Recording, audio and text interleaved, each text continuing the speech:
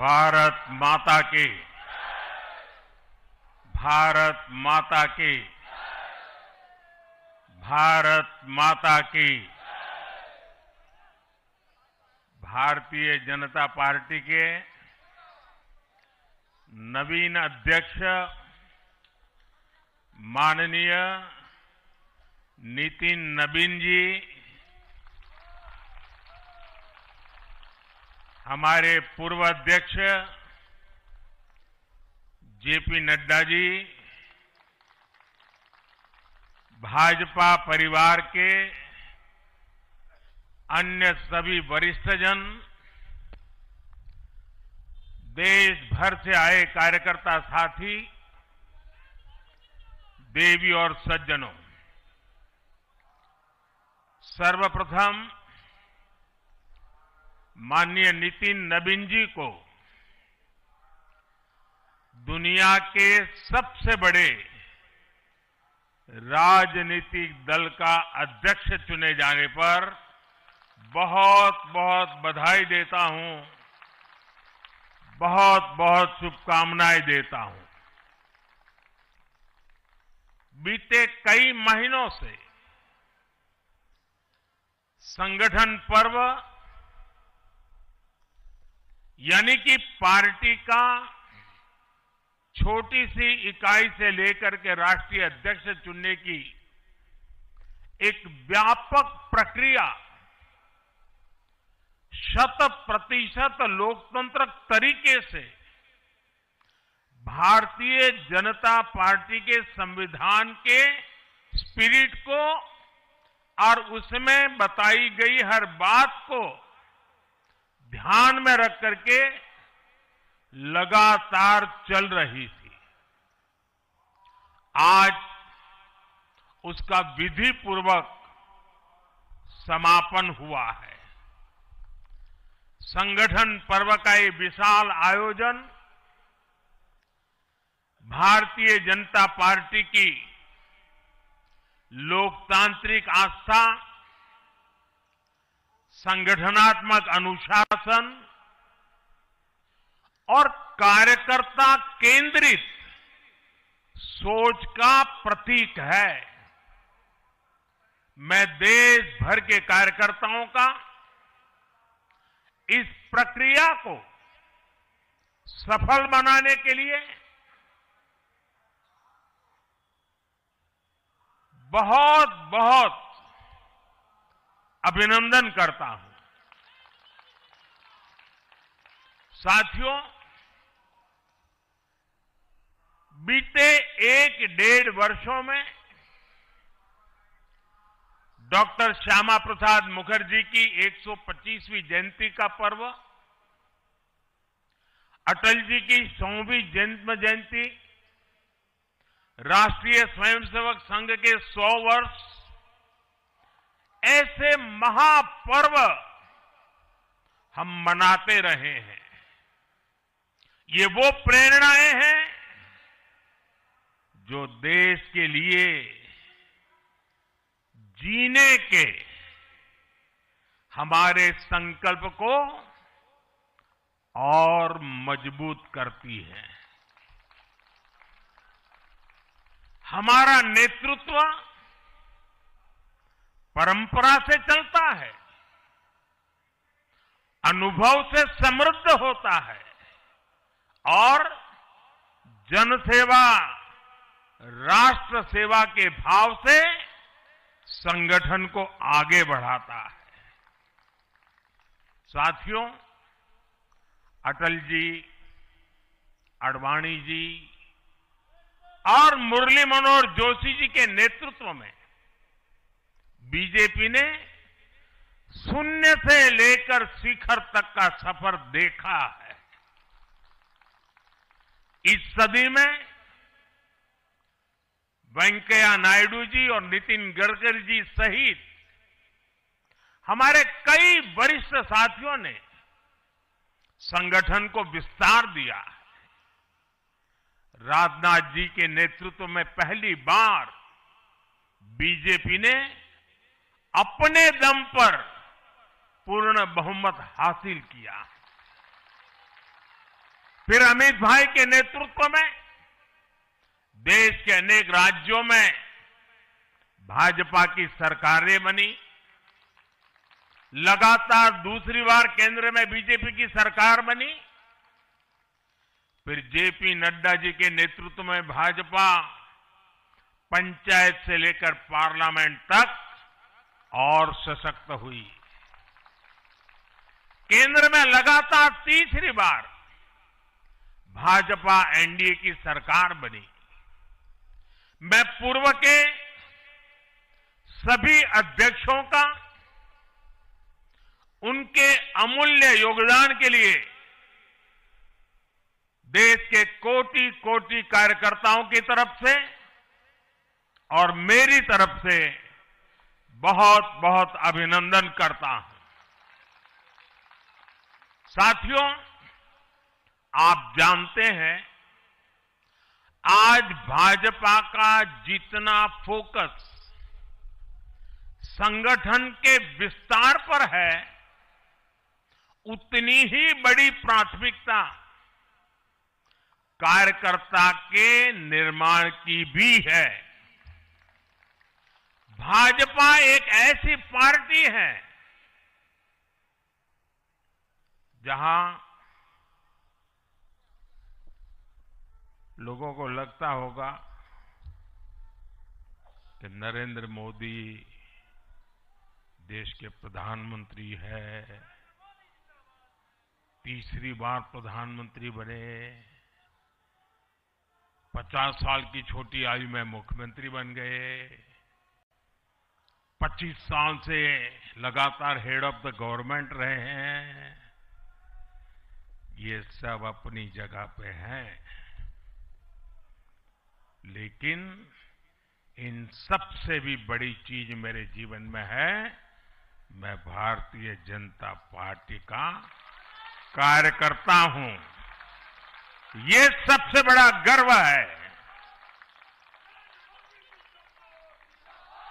और जब बात पार्टी के विषयों को आती है, तब माननीय नितिन नवीन जी, मैं एक कार्यकर्ता हूं, वे मेरे बॉस हैं।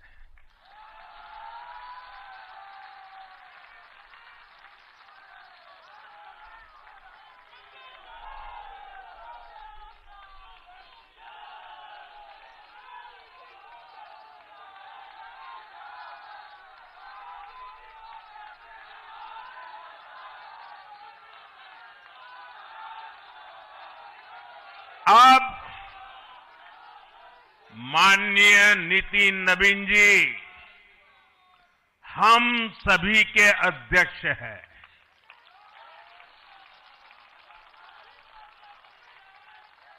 और उनका दायित्व सिर्फ भाजपा को भी संभालना इतना नहीं है, एनडीए के सब साथियों के बीच भी उन्होंने तालमेल का बहुत बड़ा दायित्व भी देखना होता है। साथियों, माननीय नितिन जी के संपर्क में जो भी आया है, वो उनकी सरलता और सहजता की चर्चा जरूर करता है। बीजेपी युवा मोर्चा का दायित्व हो, अलग अलग राज्यों में प्रभारी के रूप में जिम्मेदारी हो, या फिर बिहार सरकार में काम करने का अनुभव हो, नितिन जी ने हमेशा जब जब जो जहां जो जिम्मेवारी मिली, अपने आप को उन्होंने साबित किया है। जिम्मेवारी देने वालों को भी उनके कार्य ने गर्व से भर दिया है। साथियों, ये 21वीं सदी है और देखते ही देखते 21वीं सदी के पहले 25 वर्ष तो पूरे भी हो चुके हैं।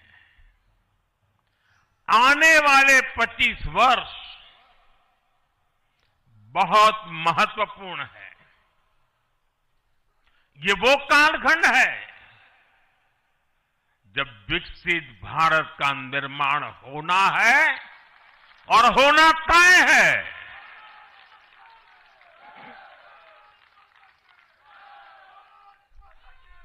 इस महत्वपूर्ण कालखंड की शुरुआत में हमारे माननीय नितिन नवीन जी बीजेपी की विरासत को आगे बढ़ाएंगे। मैं आजकल के युवाओं की भाषा में कहूं तो नितिन जी खुद भी एक प्रकार से मिलेनियल है। वो उस जनरेशन से हैं जिसने भारत में बड़े आर्थिक, सामाजिक और टेक्नोलॉजिकल परिवर्तन होते देखे हैं। वो उस जनरेशन से हैं जिसने बचपन में रेडियो से सूचनाएं पाई और आज एआई के भी एक्टिव यूजर है। नितिन जी के पास युवा ऊर्जा भी है और संगठन में कार्य का लंबा अनुभव भी है। ये हमारे दल के हर कार्यकर्ता के लिए बहुत उपयोगी होगा। साथियों, इस वर्ष जनसंघ की स्थापना को 75 वर्ष हो रहे हैं और मैं आज इन 75 वर्ष लगातार लक्षावधि कार्यकर्ताओं ने, अनेक परिवारों ने, अनेक पीढ़ियों ने जो त्याग, तपस्या और बलिदान दिए हैं, मैं उनको आदरपूर्वक नमन करता हूं। जनसंघ रूपी वटवृक्ष से ही भाजपा का जन्म हुआ और भाजपा दुनिया के सबसे बड़ा राजनीतिक दल बन चुकी है। और ये सिर्फ भाजपा के कार्यकर्ताओं के लिए गौरव का विषय है, इतना नहीं है। देश के राजनीतिक समीक्षकों को, दुनिया को ये बात बतानी चाहिए कि भारत एक ऐसा देश है जिसकी रगों में इसकी मजबूती से लोकतंत्र चल रहा है, कि जहां दुनिया की सबसे बड़ी पॉलिटिकल पार्टी है। साथियों, बीजेपी एक संस्कार है। बीजेपी एक परिवार है। हमारे यहां मेंबरशिप से भी ज्यादा रिलेशनशिप होती है। बीजेपी एक ऐसी परंपरा है जो पद से नहीं, प्रक्रिया से चलती है।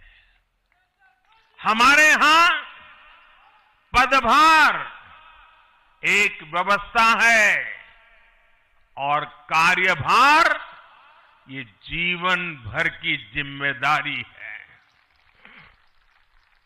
हमारे यहां अध्यक्ष बदलते हैं लेकिन आदर्श नहीं बदलते। नेतृत्व बदलता है लेकिन दिशा नहीं बदलती। साथियों, भाजपा का स्वरूप नेशनल है।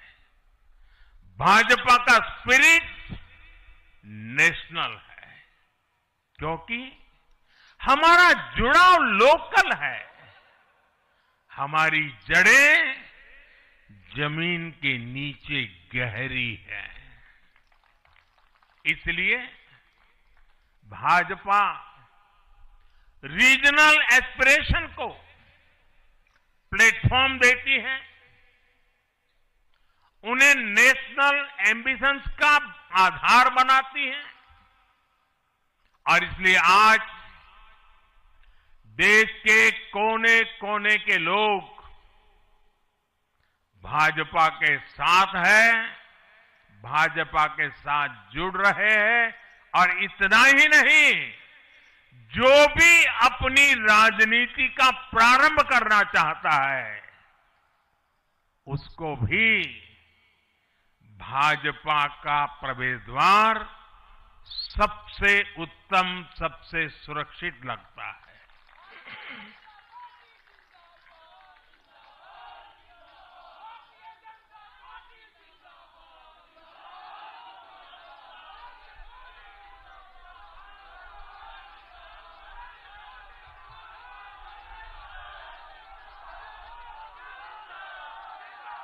साथियों,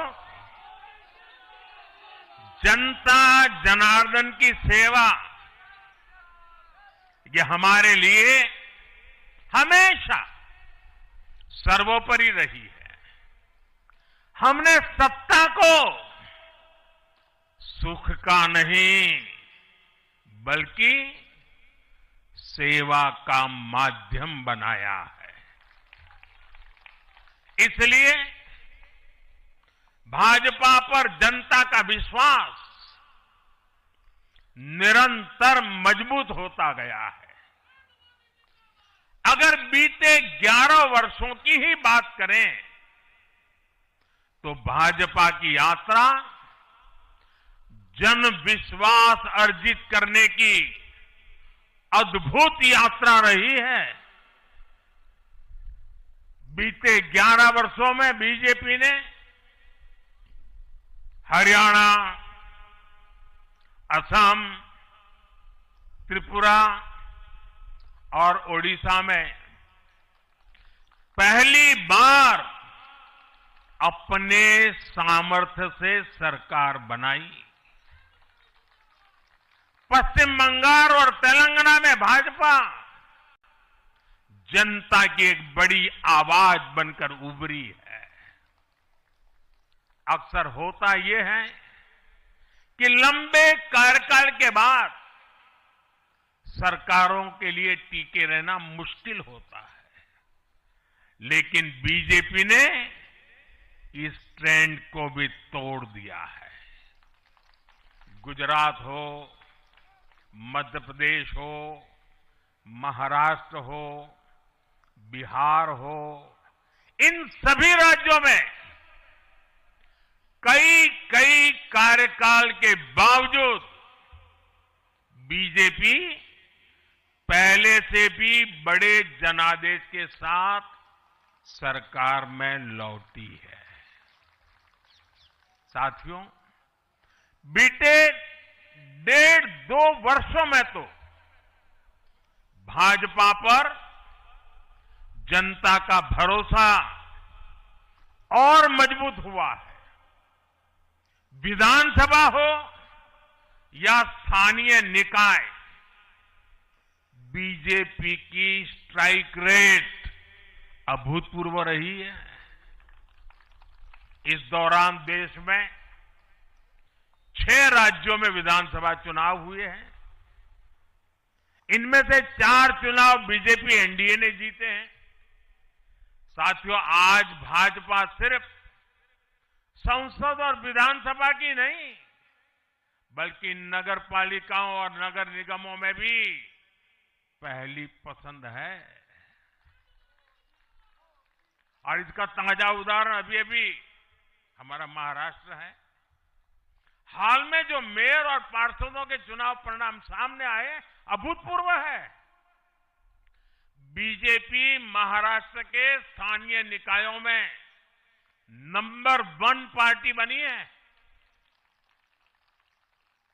कुल 29 में से 25 बड़े शहरों की जनता ने बीजेपी एनडीए को चुना है। कुल जितने पार्षद जीते हैं, उनमें से 50% बीजेपी के हैं। ऐसे ही केरला में भी आज बीजेपी के करीब 100 पार्षद हैं। केरला की राजधानी तिरुअनंतपुरम की जनता ने मेयर चुनाव में 45 साल बाद लेफ्ट से सत्ता छीनी और भाजपा पर भरोसा किया।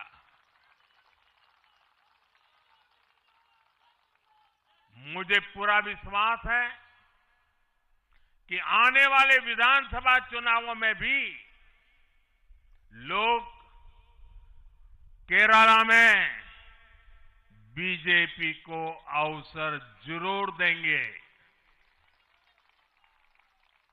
साथियों, बीजेपी निरंतर जीत रही है, उसका विस्तार हो रहा है।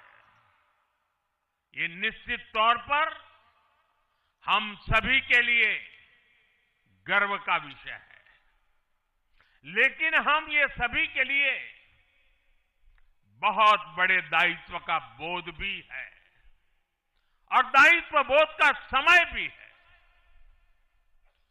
कभी भाजपा ने पार्टी विद अ डिफरेंस के रूप में अपनी यात्रा शुरू की थी। आज बीजेपी पार्टी ऑफ गवर्नेंस भी है। देश के आजादी के बाद शासन के अलग अलग मॉडल देखे हैं। कांग्रेस के परिवारवाद का मॉडल, लेफ्ट का मॉडल, क्षेत्रीय दलों का मॉडल, अस्थिर सरकारों का दौर, ये सब मॉडल देख चुका है। लेकिन आज देश स्थिरता, सुशासन और संवेदनशीलता वाला भाजपा का विकास मॉडल देख रहा है। साथियों, ये भाजपा ही है जिसने सामाजिक न्याय के नारे को सच्चे स्वरूप में जमीन पर उतारा है। हमने गरीब कल्याण की योजनाओं को सरकारी फाइलों से निकालकर गरीब के घर तक पहुंचाया है। साथियों, मैं आपको कुछ उदाहरण देता हूं। आजादी के 70 वर्ष बाद सिर्फ 3 करोड़ ग्रामीण परिवारों तक ही पाइप से पानी पहुंच पाया था। माताओं बहनों की पीड़ा, पानी के लिए उनके संघर्ष की सूध लेने वाला कोई नहीं था।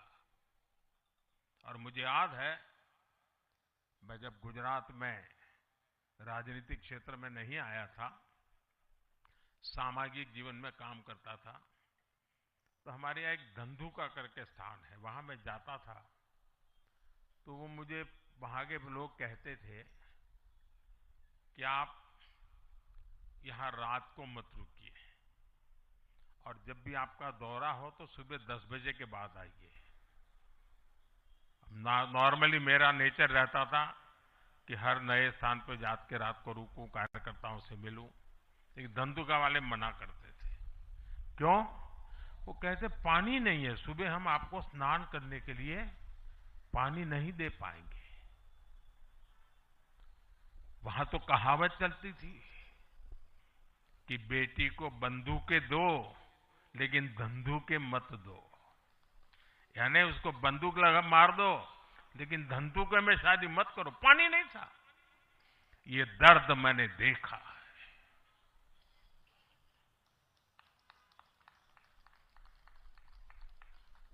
मैं धरती की सच्चाई से जुड़ा था। माताओं बहनों की पीड़ा अपनी आंखों के सामने देखी थी और तब हम जल जीवन मिशन लेकर आए और सिर्फ 5-6 साल में 12 करोड़ से ज्यादा परिवारों को नल से जल की सुविधा से जोड़ा।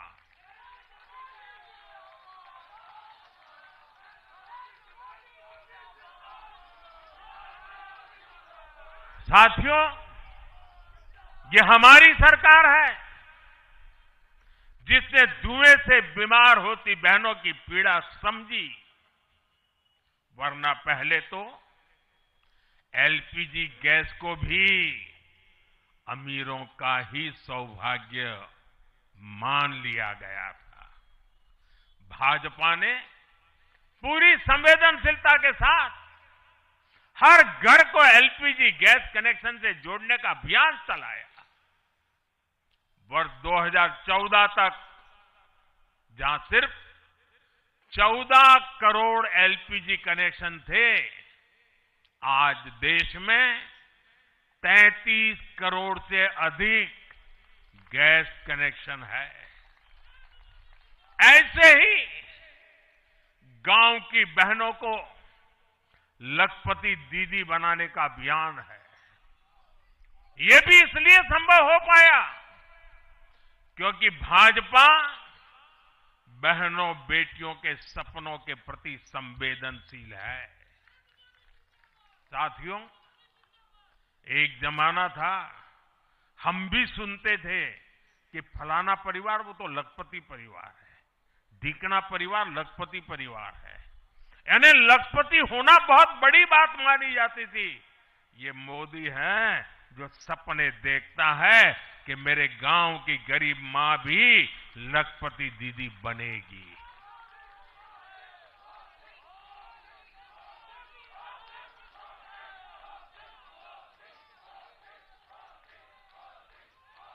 साथियों, दशकों तक आदिवासी समाज को सिर्फ वोट बैंक से जोड़कर देखा गया, लेकिन संवेदनशील भाजपा ने, भाजपा के हमारे संस्कारों ने समाज के प्रति समान भाव की हमारी परंपरा के कारण भाजपा ने आदिवासियों में भी सबसे पिछड़ी जनजातियों की पीड़ा को समझा। उनके विकास के लिए पीएम जनमन योजना बनाई और पीएम जनमन योजना के लाभार्थी इतने बिखरे हुए हैं और एक दो दूर दूर जंगलों में पड़े हैं। उनसे एक म्युनिसिपैलिटी की सीट भी जीती नहीं जा सकती है। वोट के हिसाब से कोई उनकी तरफ देखेगा नहीं, लेकिन जब वोट से ऊपर उठ करके संवेदनाएं होती हैं, समाज का कल्याण हमारे संस्कार होते हैं, तो पीएम जनमन योजना जन्म लेती है। आदिवासियों में भी अति पिछड़ा संख्या में भले ही कम है, लेकिन उनके प्रति हमारी संवेदना में कोई कमी नहीं है। साथियों, हमारा नॉर्थ ईस्ट, वहां वोटर उतने नहीं है, सीट भी उतनी नहीं है, इसलिए कांग्रेस की सरकारों में उन्हें बरसों तक उपेक्षित रखा गया। लेकिन संवेदनशील भाजपा ने नॉर्थ ईस्ट को दिल से भी जोड़ा और दिल्ली से भी जोड़ा। एक और उदाहरण आकांक्षी जिलों का है। हमारे देश में 100 से अधिक जिले ऐसे थे जिनको कांग्रेस सरकारें पिछड़ा घोषित करके भूल गई थी। इन जिलों को पनिशमेंट पोस्टिंग के लिए इस्तेमाल किया जाता था, यानी जिन अधिकारियों को सजा देनी होती थी तो उन्हें वहां भेजा जाता था। हमारी भाजपा सरकार ने इन जिलों को आकांक्षी जिले घोषित किया और प्राथमिकता के आधार पर इनके विकास के लिए काम किया। आज ये आकांक्षी जिले विकास के कई पैरामीटर्स पर अन्य जिलों से बेहतर प्रदर्शन कर रहे हैं, राज्य की एवरेज की बराबरी आकर के खड़े हो गए। साथियों, भाजपा का मंत्र है पिछड़ों को प्राथमिकता, पिछड़ों को प्राथमिकता। जिनकी किसी ने सूद नहीं ली, हमने उनकी साधना की है। जिनको किसी ने पूछा नहीं, मोदी ने उन्हें पूजा है। हमारी कार्य संस्कृति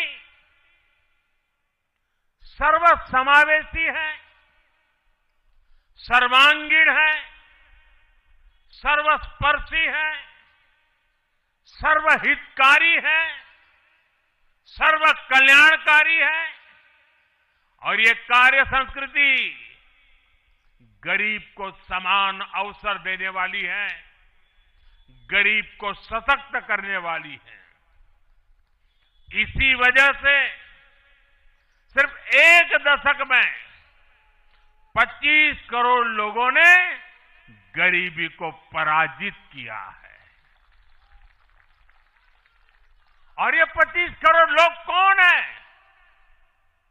इनमें सबसे अधिक दलित, पिछड़े और आदिवासी परिवार है। साथियों, बीते वर्षों में जन विश्वास की जो पूंजी हमने अर्जित की है, उस भरोसे को कायम रखना बहुत बड़ी जरूरत है। देश की जनता 2047 तक विकसित भारत बनाने के लिए संकल्पित है।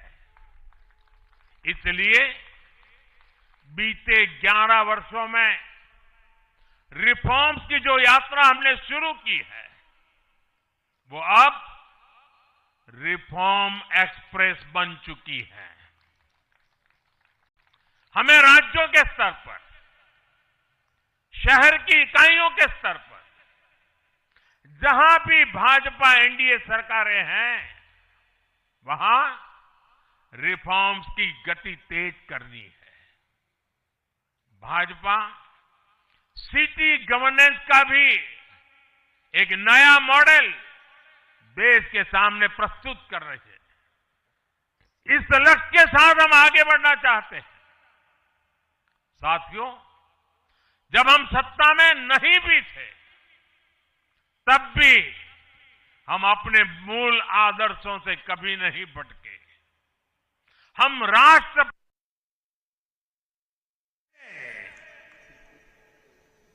संकटों को झेलते रहे, जज्बात बढ़ाते रहे और जीतते भी रहे। हम वो लोग हैं, हमारा वो चरित्र है, हमारे वो संस्कार है। खुद से बड़ा दल और दल से बड़ा देश, ये भाजपा के हर कार्यकर्ता का संस्कार है, भाजपा के हर कार्यकर्ता का जीवन मंत्र है। इसी भाव के साथ बीते 11 वर्षों में हमने अनेक चुनौतियों पर विजय पाई है।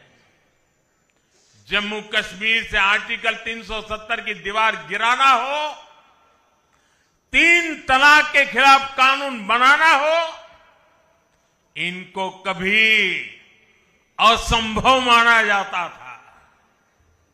आज ये हकीकत बन चुके हैं।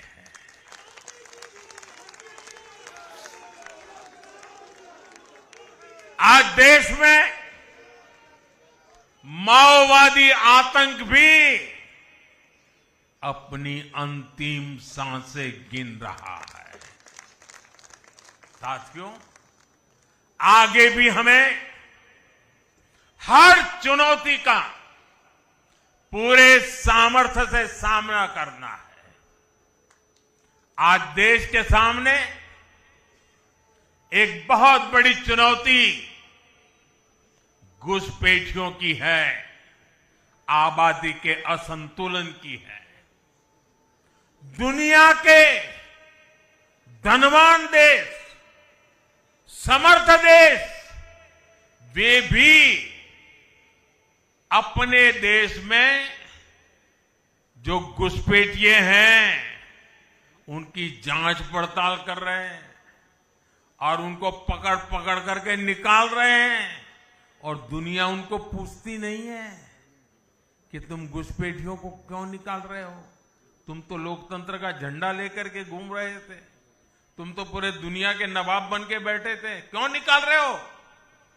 दुनिया में कोई अपने देश में घुसपैठियों को स्वीकार नहीं करता। भारत भी घुसपैठियों को अपने गरीबों, हमारे नौजवानों के हक कभी भी लूटने नहीं दे सकता। घुसपैठिए देश की सुरक्षा के लिए बहुत बड़ा खतरा है। उनकी पहचान करके उन्हें वापस उनके देश भेजना बहुत आवश्यक है। इसके अलावा ऐसे राजनीतिक दल जो वोट बैंक की राजनीति में घुसपैठियों को बचा रहे हैं या उन्हें कवर दे रहे हैं, उन्हें हमें पूरी शक्ति से जनता के सामने बेनकाब करना ही होगा, उनको एक्सपोज करना ही होगा। साथियों, एक और बड़ी चुनौती अर्बन नक्सल की भी है। अर्बन नक्सल का दायरा इंटरनेशनल हो रहा है और यहां अर्बन नक्सल की बड़ी चतुराई होती है। ये यहां मीडिया वाले इतने बैठे हैं ना, अगर साल में एकाध बार भी अगर मोदी की किसी अच्छी चीज को उन्होंने ट्वीट कर दिया या टीवी पे बोल दिया या अखबार में लिख दिया तो उस पत्रकारी तो ऐसी फजेत कर देते, उसके पीछे ऐसे पड़ जाते हैं, उसको अछूत बना देते हैं, भविष्य में वो कभी बोल ना सके ऐसा कर देते हैं। ये अर्बन नक्सल की स्टाइल है। हमको भी सालों तक ऐसा अछूत बना के रख दिया पूरे देश में भाजपा को। अब देश समझ गया है अर्बन नक्सलों के कारनामे। भारत को नुकसान पहुंचाने के लिए अर्बन नक्सली लगातार कोशिशें कर रहे हैं, साजिशें कर रहे हैं। अर्बन नक्सलियों के इस गठजोड़ को हमें संगठन की ताकत से, वैचारिक ताकत से और हमारे परिणामकारी इतिहास को बुलंदी दे करके उनको परास्त करना है, उनको तोड़ना है। साथियों, देश के लिए परिवारवाद बहुत बड़ा अभिशाप है और जब मैं परिवारवाद की बात करता हूं तो नक्सल मैदान में आ जाते हैं। वो मुझे कहते हैं फलाने के बेटा, टिकना का बेटा, वो बात को डाइवर्ट करते हैं। किसी के बेटे की प्रतिभा का हम विरोधी नहीं है, किसी की बेटी की प्रतिभा का हम विरोधी नहीं है, लेकिन दुर्भाग्य से कांग्रेस और देश के अनेक क्षेत्रीय राजनीतिक दलों पर आज अलग अलग परिवारों का कब्जा हो गया है। पार्टी का जन्म किसी परिवार ने किया, पार्टी में लगातार एक के बाद एक उनके परिवार के ही अध्यक्ष होते हैं। पार्टी की पूरी निर्णय प्रक्रिया उस परिवार के हाथ में होती है। पार्टी का कोई भी कार्यकर्ता हो, उसको विचार से लेना देना नहीं, उनको उस परिवार से समर्पित रहना पड़ता है। ये परिवारवाद खतरनाक है, ये लोकतंत्र का दुश्मन है और इस परिवारवादी राजनीति ने देश के नौजवानों के लिए दरवाजे बंद कर दिए। उनके आगे आने के सारे मौके खत्म कर दिए हैं। और इसलिए देश के इन युवाओं को अवसर मिलने ही चाहिए जो राजनीति के माध्यम से नए समाधान देने के लिए आगे आना चाहते हैं। और इसलिए मैंने कहा है, मैं 1 लाख ऐसे नौजवानों को राजनीति में लाना चाहता हूं जिनके परिवार में पहली बार वो राजनीति में आएंगे।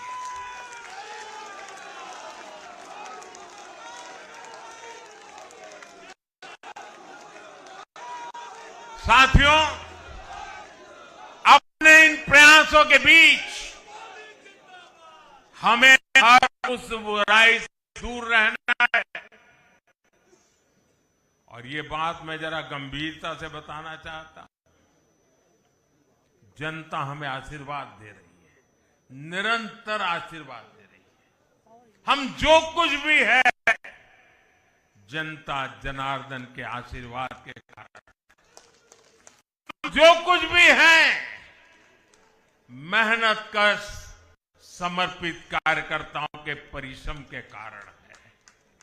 और इसलिए जब इतने बढ़ रहे हैं, इतना सम्मान मिल रहा है, इतनी स्वीकृति मिल रही है, तब हमारा दायित्व अनेक गुना बढ़ जाता है।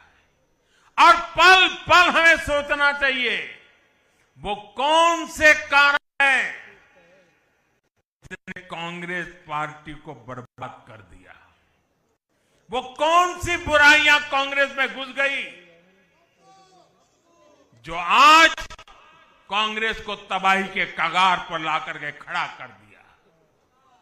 हमें उन सारी बुराइयों से बचना है। ये बुराइयां किसी भी सूरत में हमारे भीतर नहीं आनी चाहिए। हमें इससे बच के रहना है। और जहां जहां हम बच के रहते हैं, हमें कोई मुकाबला नहीं कर पाता है। साथियों, आज देश को याद भी नहीं होगा कि 1984 में 1984 में कांग्रेस को 400 से अधिक सीटें मिली थी, नेहरू जी के जमाने से भी ज्यादा। और देश ने करीब करीब 50% वोट दिया था कांग्रेस को। लेकिन आज कांग्रेस 100 सीटों के लिए तरस गई है। कांग्रेस अपने इस घनघोर पतन की कभी समीक्षा नहीं करती, क्योंकि अगर समीक्षा करेंगे, ये पतन के कारणों की ओर जाएंगे, तो फिर उसी परिवार पर सवाल उठेंगे। जिस परिवार ने कांग्रेस पर कब्जा करके रखा है और इसलिए बहाने ढूंढते रहते हैं। पतन की तरफ सही कारण ढूंढने की हिम्मत तक खो चुके हैं वो लोग। साथियों, दूसरी तरफ भाजपा है। हम हार और जीत के बाद समीक्षा करते हैं। मैं आपको फिर महाराष्ट्र चुनाव का नतीजों का उदाहरण दूंगा। महाराष्ट्र में हम निकाय चुनाव जीतने के बाद जश्न में डूबे नहीं, बल्कि मैं तो अभी पढ़ रहा था कि उसी दिन से हमारे महाराष्ट्र के कार्यकर्ता आने वाले पंचायत के चुनावों की तैयारियों के लिए बैठक शुरू कर दी थी। मुझे याद है 2002 में हमने भव्य विजय प्राप्त किया गुजरात में। चारों तरफ आनंद उत्सव का माहौल था, देश भरिया का मीडिया भी वहां मौजूद था। अर्बन नक्सल तो बड़ी संख्या में आए थे। वो बेचारे मेरे पराजय का जश्न मनाना चाहते थे, तो वो ढूंढ रहे थे सारी चीजें, और मैं एक मीटिंग में बैठा था, तो उनको बड़ा आश्चर्य हुआ कि इतना जलसा चल रहा है और ये कैसा मुख्यमंत्री है जो आज चुनाव नतीजे आए हैं और बैठा है। और मैं क्या कर रहा था, मैं कार्यालय में मीटिंग ले रहा था, और मैंने पूछा, अच्छा बताओ भाई इतनी हार क्यों गए?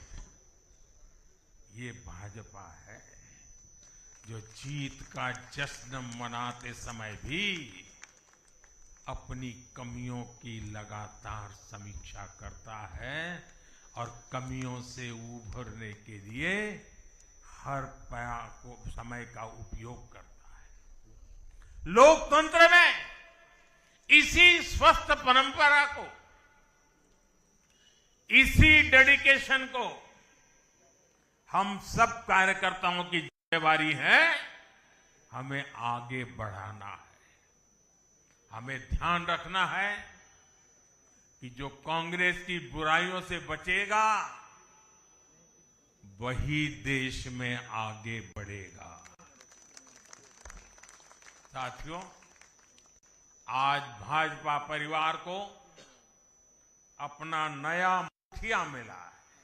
कांग्रेस की बुराइयों से बचेगा वही देश में आगे बढ़ेगा। साथियों, आज भाजपा परिवार को अपना नया मुखिया मिला है, ऊर्जावान मुखिया मिला है, अनुभवी मुखिया मिला है, और भाजपा परिवार की हमारी ताकत हर कार्यकर्ता का परिश्रम है, उसकी सामूहिक चेतना है।